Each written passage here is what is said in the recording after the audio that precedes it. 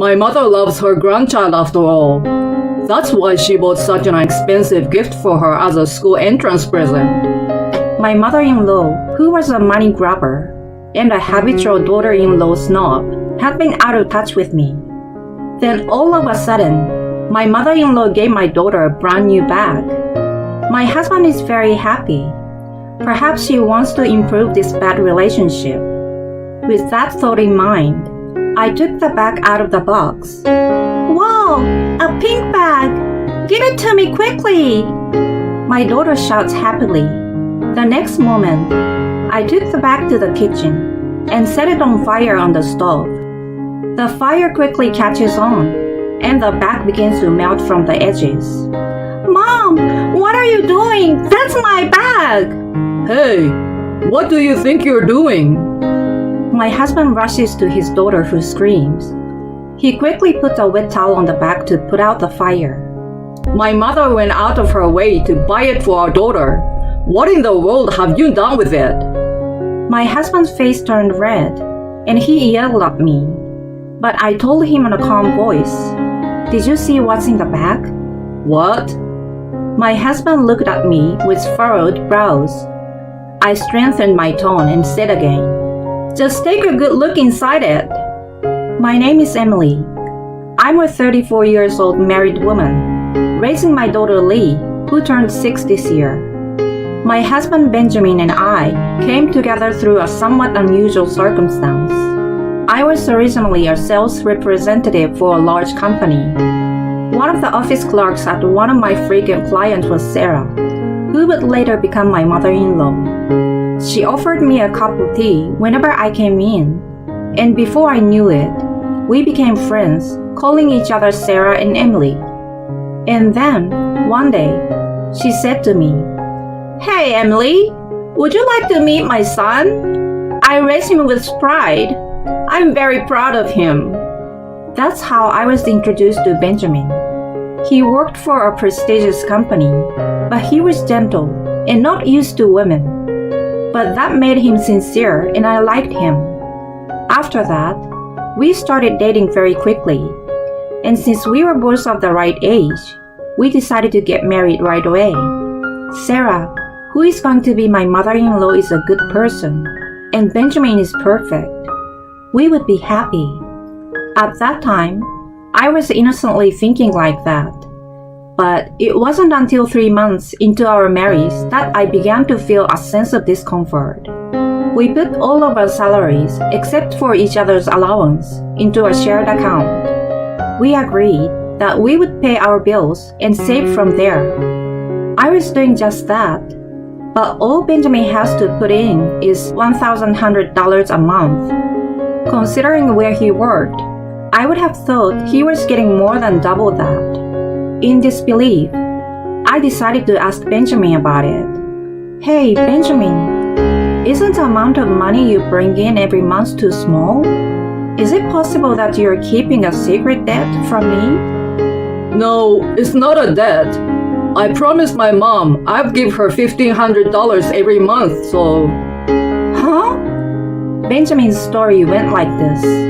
Ever since he started working, he has been giving his mother $1,500 a month. Since Benjamin was living at home at the time, he offered to give it to her. Benjamin thought it was for the living expenses and continued to pay it. He said it continued even after he got married. What? That's not right. You don't owe your mother money, do you? That's true, but... Besides, you are already married and living with me. You don't even need to pay for living expenses. That's true, but my mother has a lot of needs too. Benjamin's father died when he was very young, so he was raised by a single woman. That's why their bond is so strong. I learned this after we were married. Benjamin's mother picked out everything for him to wear until he left home after we got married. He ate his mother's handmade lunchboxes for lunch. He couldn't rebel against anything his mother said, so he listened to his mother's advice on everything. In other words, Benjamin was quite a mama's boy. I was a little taken back by the story, But at the same time, I was thinking, I can't imagine what kind of relationship I would have with both of them. I hope things will change a little after we got married. Thinking back, my mother-in-law was always dressed in expensive, fancy clothes. I had no idea it was coming out of Benjamin's paycheck. In the end, Benjamin wanted to keep things the way they were. For a while, I had to settle for a monthly allowance of $1,500 for my mother-in-law. I also had enough income to get by for the time being. But that didn't last long, because I found out I was pregnant. Benjamin, who loved children, was overjoyed and took great care of me. Apart from the problems with my mother-in-law, Benjamin is by nature a very nice man. Whoa, Emily, I'm so happy. Is it a boy or a girl? Oh, Benjamin, it's too soon to tell. Now I have a favor to ask you.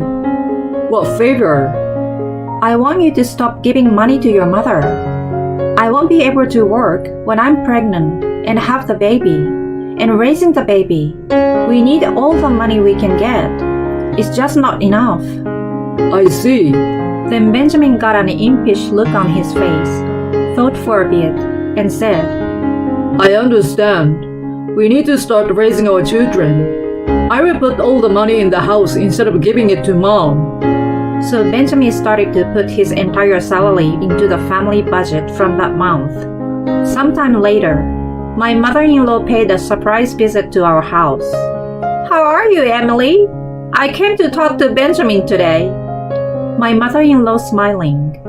Before we were married, I thought she was kind and friendly. Now she seems kind of creepy. Oh, Mom, what's going on? Benjamin, you didn't forget to give me this month's money, did you? My mother-in-law smiled and held out her hand to Benjamin, who briskly replied, Oh, I'm sorry. I can't give you any more money this month. What? What are you talking about? Emily is pregnant. You know how much money it's going to cost to raise a baby. I can't afford $1,500 a month. This is the first time we've told my mother-in-law about my pregnancy. I thought she would be thrilled, but her reaction was unexpected. I don't care about any of that. Just make sure you give me the money. Mom, you've been giving me money all this time. I told you raising a family costs money. Well then, give me $1,100. Just transfer it to my account. I interrupted them in a panic. Sarah, I can't work when I'm pregnant and giving birth. We don't have any money to give you. Shut up! You're the one who put him up to this. My mother-in-law suddenly turned pale and glared at me. I froze, startled by the force of her stare. Benjamin has always listened to me. Of course it's because he married you that he suddenly started talking like this. Oh, Mom. You both work for big companies. You should have given me more. My mother-in-law was a different person from the kind Sarah had been before we got married. I was surprised to see her change her attitude when it came to money. But I retorted, Well, you are still active too, aren't you? That's none of your business. Give me the money you have for now. What? What are you talking about? I'm asking you to give me the money you have in your wallet. I won't leave until I get it. Broken by his mother's insults, Benjamin took $140 out of his wallet and handed it to my mother-in-law. I watched in amazement, but now my mother-in-law held out her hand to me. You too. What? Me too? Benjamin didn't know what to do. I didn't want to give her the money, but I wanted her to go home as soon as possible. I pulled out my wallet. With trembling hands, I held out $220. She grabbed it and put it in her own wallet. You really don't appreciate your mother enough. I can't believe Benjamin turned out like this. Oh, Sarah. You shut up. I'm leaving today, but I will not forgive you. My mother-in-law got up and left quickly. The two of us, Benjamin and I, were left standing there for a while. Emily, sorry, my mother. Benjamin apologized to me, but I couldn't answer him, so I retreated to the room. For a while after that, I heard that my mother-in-law was urging Benjamin to give her money, but Benjamin was adamant in his refusal. I guess she realized that Benjamin's attitude would not change. Gradually, the urging from my mother-in-law stopped. Then I gave birth to a daughter. We named her Lee and worked together to raise her. Benjamin was a wonderful husband and father, and he loved Lee with all his heart. My mother-in-law didn't even congratulate us, let alone express her congratulations. When I went to show her Lee, she just said, "So she was born." She didn't even try to hold her. To Lee, my mother-in-law was her grandmother. I wanted her to love her as much as possible, but that didn't seem to be an option. We lived a little distance from my mother-in-law. When Lee turned 18 months old, I went back to work. But there was something strange about the atmosphere in the office. They gossiped about me and treated me like I was a disease. Then, one of my closest colleagues spoke to me. "Emily, there's a rumor going around that you're the evil wife." What? I investigated the source of the rumor, and it turned out to be my mother-in-law. My mother-in-law apparently tearfully told the sales manager who took over for me. That's how the rumor started. I quickly corrected it, but to no avail. Everyone in the company believed my mother-in-law's story, who plays a victim. I felt uncomfortable at work. I told Benjamin about it, and he warned my mother-in-law. But my mother-in-law was like, "It's the truth." After this incident, I decided to stay away from my mother-in-law as much as possible. Benjamin was secretly seeing her, but I didn't see her once for a couple of years. The years passed. Lee turned 6, and she was about to enter elementary school. One day, after a long period of no contact with my mother-in-law, one day a large package arrived out of the blue. It came from my mother. I wonder what's going on all of a sudden. I looked at the invoice on the cardboard box and saw that it was a bag. Sarah bought a bag for my daughter? I opened the cardboard box and find a luxury brown school bag inside. Benjamin tells me with a bright look on his face. I knew it. My mother thinks Lee is cute too, after all. That's why she bought her such an expensive gift for her entrance to school. What? Lee's bag? I want to see it! I want to see it! Lee's voice was full of excitement as she peeked inside the box. Maybe she wanted to rectify this fraught relationship. With that thought in mind, I took the bag out of the box. Wow, a pink bag! Give it to me quickly! Lee shouts happily. The next moment, I took the bag to the kitchen and set it on fire on the stove. The fire quickly catches on, and the bag from the edges, it begins to melt. Mom, what are you doing? It's Lee's bag! Hey, what the hell have you done? Lee screams, and Benjamin rushes over to her. Benjamin rushed to put out the fire by putting a wet towel on the bag. Mother had gone to a lot of trouble to buy this for Lee. What in the world have you done now? Benjamin's face turned red, and he yelled at me. But I told him in a calm voice, "Did you see what's inside?" Huh? Benjamin looked at me with a furrowed brow, and I said again with a stronger tone, "Just take a good look in it." What in the world? Oh, ouch! Benjamin lets out a little yelp. At that moment, a trickle of blood ran down from his fingertip. What the? There's a blade in that bag on the shoulder. Yes, on the shoulder of the bag that my mother-in-law had sent. There was something like a cutter blade in the shoulder of the bag. If Lee had been carrying it on her back as it was, there's no doubt she would have been injured. Why is there a knife here? And look inside the bag. Benjamin fearfully opens the bag. He continued in exasperation. On the back of the bag, there were words of abuse. Ugly, stupid, stupid, ugly, stupid, ugly, stupid, poor, little shit. Such foul words were written on the back of the bag. I was boiling with rage.